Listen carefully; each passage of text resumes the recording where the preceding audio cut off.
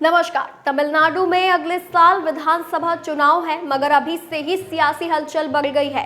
DMK को हराने के लिए चुनाव से पहले क्या भाजपा और एआईडीएमके के बीच गठबंधन होगा, ये सवाल लगभग सभी के मन में है। इस बीच खबर है कि के अन्नामलाई जल्द ही बीजेपी तमिलनाडु अध्यक्ष पद छोड़ सकते हैं। बताया जा रहा है कि 2023 में एआईडीएमके और बीजेपी के बीच दरार की बड़ी वजह अन्नामलाई ही थे। अब दोनों पार्टियों के बीच गठबंधन की बातचीत तेज होने के साथ ही अन्नामलाई तमिलनाडु बीजेपी चीफ का पद छोड़ सकते हैं।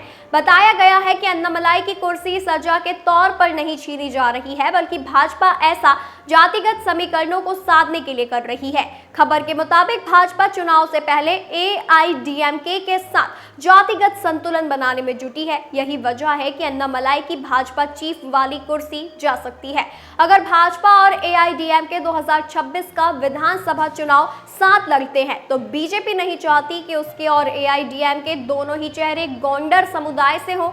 अन्नामलाई की तरह एआईडीएमके प्रमुख एडप्पी के भी उसी ताकतवर पिछड़े समुदाय और पश्चिमी कोंगू क्षेत्र से आते हैं। बीजेपी सूत्रों ने बताया कि अमित शाह से मुलाकात के दौरान अन्नामलाई को ये बात बता दी गई थी।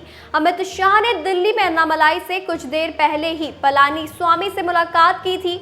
ये बीजेपी और एआईडीएमके के बीच गठबंधन की दिशा में पहला औपचारिक कदम था। इससे पहले कि अन्नामलाई ने शुक्रवार को कहा था कि तमिलनाडु में सत्तारूढ़ द्रविड़ मुनेत्र कषगम यानी डीएमके को हटाने के लिए राज्य विधानसभा चुनाव में गठबंधन पर फैसला पार्टी का केंद्रीय नेतृत्व करेगा।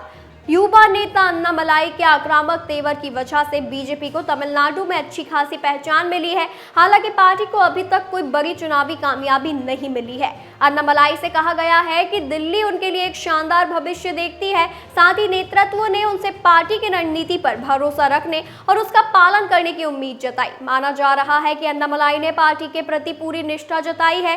बीजेपी के एक वरिष्ठ नेता ने कहा कि उन्होंने बताया कि पार्टी के प्रति अपनी प्रतिबद्धता को लेकर उनके मन में कोई दुविधा नहीं है। वो एक कार्यकर्ता के तौर पर भी काम करने को तैयार हैं।